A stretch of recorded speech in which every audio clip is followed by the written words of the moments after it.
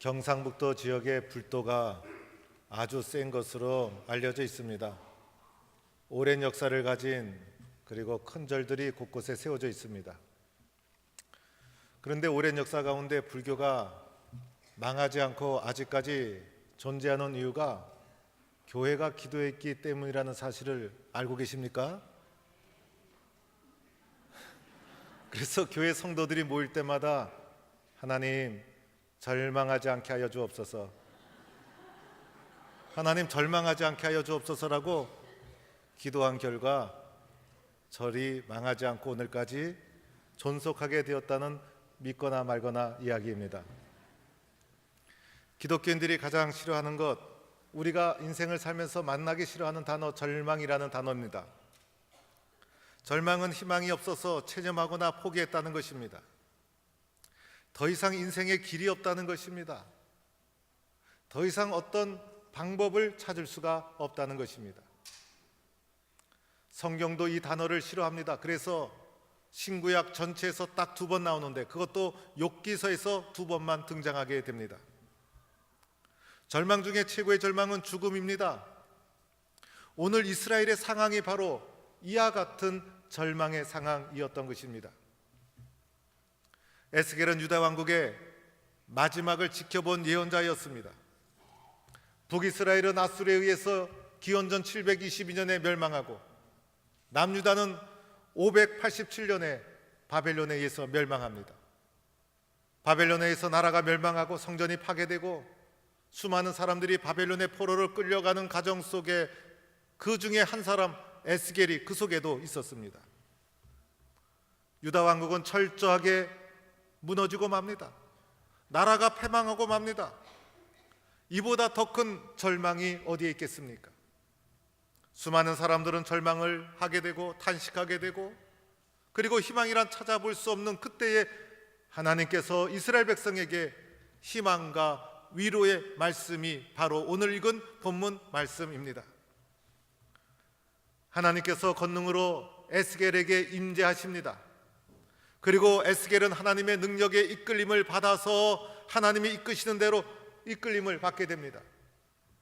하나님이 우리를 이끄실 때 우리는 하나님의 이끄심에 순종하며 이끄는 대로 하나님 앞에 순종해야 합니다.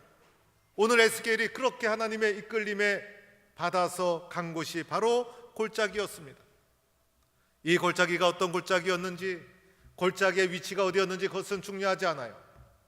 이 골짜기에서 무엇을 보았으며 그것이 어떤 의미가 있는가를 살펴보아야 합니다. 에스겔이 그 골짜기를 살펴보니 그곳에 수많은 뼈들이 널려 있었어요. 하나님이 왜 이런 것을 나에게 보여주시는 걸까? 아마 에스겔은 궁금한 마음을 가지고 하나하나 살펴보게 됩니다. 골짜기 구석구석을 살펴보니 곳곳에 뼈들이 심히 많이 쌓여 있는데 그 뼈들은 아주 말라 있었습니다. 뼈들이 말라 있었다는 것을 봐서 오래된 뼈들이고 생기가 없는 뼈들이고 어떻게 살아날 가능성이 없는 수많은 뼈들이 골짜기에 모여 있었습니다. 도대체 이 뼈들은 어디서 온 뼈들일까? 그리고 이 뼈들에게는 도대체 어떤 사연이 있는 것일까? 그리고 이 뼈와 함께 살았던 사람들의 인생은 어떤 인생이었을까? 나는 이 뼈를 보고 무엇을 해야 하는가? 말라 비틀어진 수많은 뼈들을 에스겔은 목격하게 됩니다.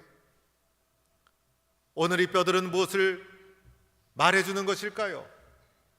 오늘 이 뼈들은 바로 이스라엘 민족이 처해진 절망의 상황을 말해주고 있는 것입니다. 하나님은 오늘 에스겔에게 오늘의 상황 현실을 직시하도록 골짜기로 그를 인도하셔서 마른 뼈들을 보게 해주신 거예요. 이스라엘이 어떤 상황에 있는지, 그리고 어떤 형편에 있는지 너는 똑바로 직시해라. 마른 뼈와 같이 절망의 상황으로 떨어진 것이 오늘 이스라엘의 현실이다라는 것을 보여주고 있는 것입니다. 우리도 아다시피 이스라엘은 하나님과의 언약의 백성이었어요. 하나님은 그 백성을 애굽 땅에서 인도하여 내셔서 약속의 땅에 그들을 들어가도록 해주셨어요. 하나님은 그들의 하나님이 되고 그들은 하나님의 말씀을 잘 지키며 순종해야만 되었어요. 그러나 이스라엘 백성은 하나님과의 맺은 약속을 파기하고 맙니다. 하나님 앞에 불순종하게 됩니다. 말씀을 거역하게 됩니다. 우상을 숭배하고 온 나라에 죄가 가득하게 됩니다. 마침내 아시리아와 바벨론에서 나라가 멸망하고 맙니다.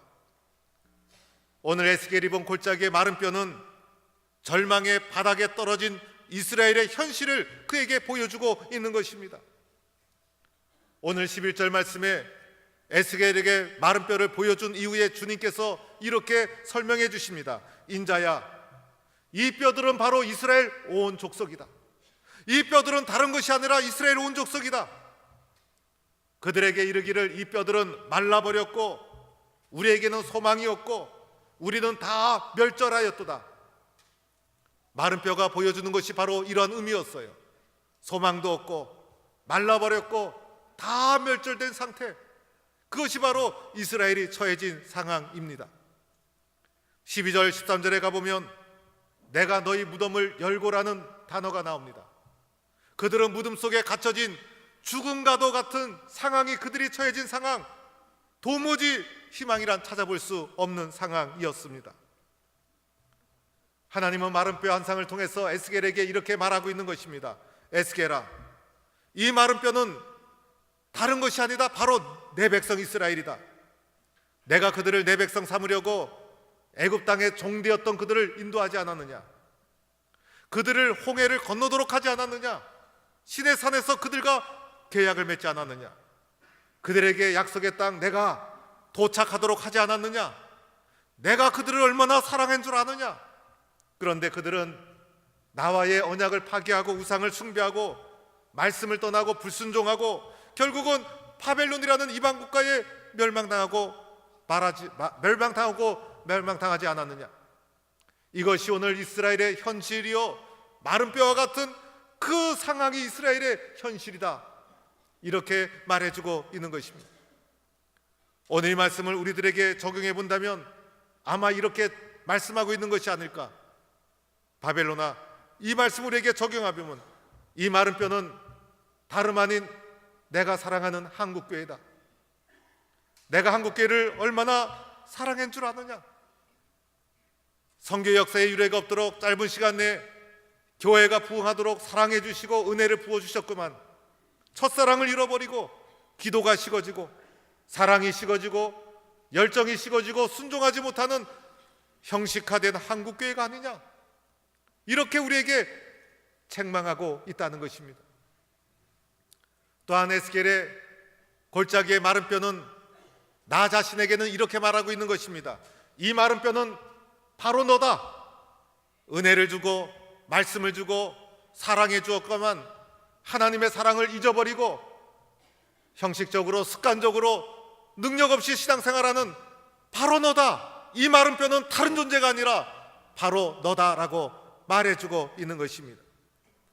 하나님의 은혜를 잃어버리고 간격도 잃어버리고 기도가 식어지고 전능하신 하나님 앞에 기도하고 주님의 도와주심을 구하지 않고 세상의 작은 문제 앞에 염려하고 두려워하고 무기력하게 살아가는 첫사랑을 잃어버린 바로 너다. 이렇게 우리에게 말씀하고 있는 것입니다. 에스겔이 목격한 마른 뼈는 이스라엘 전체를 가리키면서 동시에 오늘 저와 여러분을 가리키고 있다는 것입니다. 이제 에스겔에게 하나님은 물어보게 됩니다. 인자야, 이 뼈가 능히 살겠느냐? 여기서 말하는 인자는 에스겔을 가리키는 겁니다. 에스겔서에서는 인자가 에스겔을 가리키지만은 후기에는 다시 오시는 예수님을 가리키는 용어로 인자라는 용어가 쓰여지게 됩니다. 인자야, 이 뼈가 능히 살겠느냐? 골짜기에 오래된 말라 비틀어진 뼈가 살아날 수가 있겠습니까? 이 뼈가 살겠느냐 물어봤을 때 우리는 주님, 이 뼈는 살 수가 없습니다. 이 뼈는 말라 비틀어진 뼈입니다. 희망이란 찾아볼 수 없습니다라고 말할 수밖에 없을 것입니다. 그러나 에스겔은 무엇이라고 대답합니까? 주 여호와여, 주께서 아시나이다. 주 여호와여, 주께서 아시나이다. 이 말씀은 이런 말씀입니다. 하나님, 이 뼈들은 살 수 없습니다. 이 뼈들은 제가 보기에는 도무지 살 수가 없습니다. 이 절망의 상황에서 벗어날 길이 없습니다. 우리의 능력, 우리의 힘으로는 이 절망의 상황에서 일어날 수가 없습니다. 나는 이 마른 뼈를 어찌할 수 없습니다. 그러나 하나님이 함께 하시면 이 마른 뼈 살릴 수 있습니다. 하나님이 도와주시면 마른 뼈도 일어날 수 있습니다. 모든 것은 하나님께 달려 있습니다. 하나님이 살리고자 하시면 마른 뼈인들 살아나지 않겠습니까? 라는 믿음과 희망을 가지고 주님 앞에 모든 것을 맡기는 대답이었다는 것입니다. 오늘 우리는 하나님이 역사하시면 살아날 줄로 믿습니다. 하나님이 도와주시면 불가능한 것도 가능하게 될 줄로 믿습니다. 내 생각, 내 판단으로는 불가능해 보이지만은 하나님이 도와주시고 하나님이 역사해 주시면 무기력한 내 삶도, 마른 뼈 같은 우리 공동체도 하나님이 역사해 주시면 새롭게 일어나게 될 줄로 믿습니다. 우리는 일어나야 합니다. 우리는 회복되어야 합니다. 우리는 다시 힘차게 시작해야 합니다. 부활 이후의 삶을 살아가는 우리들, 어떠한 어려움과 시련을 넘어서서 우리는 새롭게 일어서야 되는 것입니다. 그러면 이 마른 뼈가 어떻게 살아날 수 있겠습니까? 마른 뼈가 살아나는 길은 딱 두 가지입니다. 첫째는 하나님의 말씀만이 마른 뼈를 살리는 것입니다. 오늘 말씀에도 보면 너는 이 모든 뼈에게 대언하여 이르기를 너희 마른 뼈들아 여호와의 말씀을 들을지어다. 여호와의 말씀을 들어야 합니다. 여호와의 말씀을 들을 때 마른 뼈와 같은 절망의 상황에 있는 사람도 일어나게 되는 것입니다. 마른 뼈와 같이 말라버린 내 영혼, 무기력한 내 영혼, 세상 앞에 두려워하는 내 영혼, 세상의 작은 문제 앞에 염려하며 근심하며 살아가는 내 영혼, 주님의 말씀만이 나를 살리는 것입니다. 다른 길은 없습니다. 다른 방법 없습니다.